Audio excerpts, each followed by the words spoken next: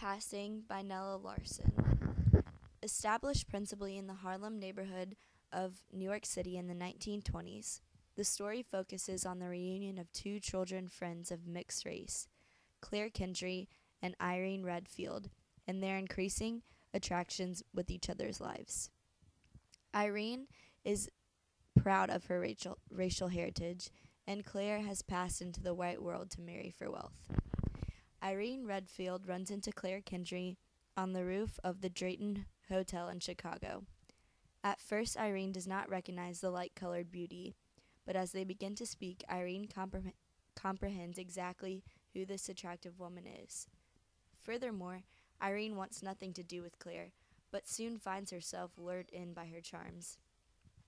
2 years pass by, and Irene soon apprehends that she is not the only one who is vulnerable to Claire's appeals. Passing is an exceptional novel about race, love, and the human condition.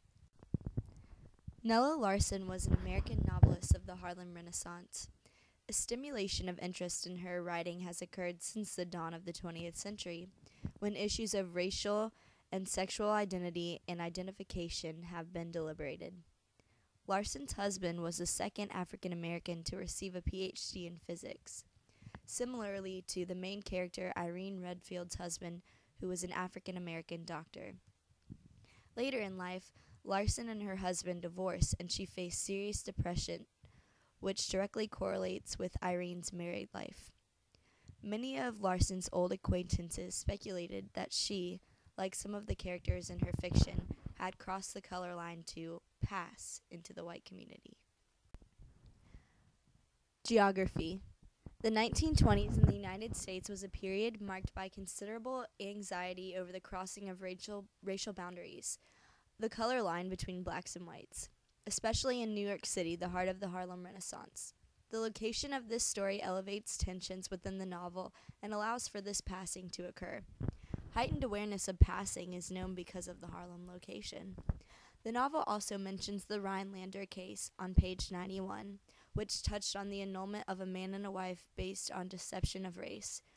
This case was very controversial in New York City during this era. Finally, Irene states, "I belonged in the land of rising towers. I am an American," page 107. This quote shows how the location ultimately elevates her reasons for passing. Another common element of Foster's throughout the novel is sex. It is a subtle theme throughout the novel, which is homosexuality and oversexuality of characters. It's seen through Irene's attention to detail when describing Claire and her envious tone when describing Claire's red lips on pages 28 and 31. Also, Irene continuously insults the men in the novel by making them seem feminine and overpowered. She later feels threatened by the presence of males and the oversexuality of Claire when she is around Irene's husband. Finally, on page 35, Irene insults Gertrude's husband for wanting a daughter when most men would want a son. Sexual tension and roles in society are prevalent motifs throughout this novel. The major literary element for this novel is point of view. The novel is written from Irene's point of view. The point of view is third-person omniscient.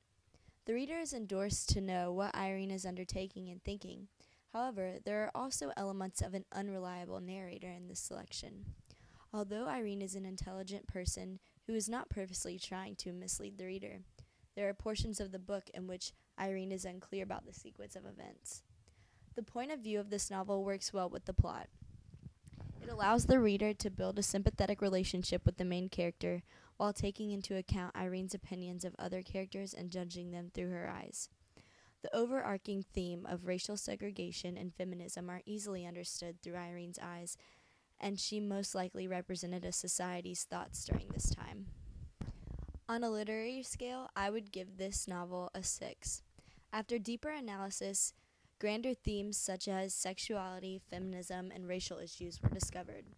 At first read, these themes are obvious, but by analyzing for literary elements, you are able to determine character motivations and undeniable connections to history and society.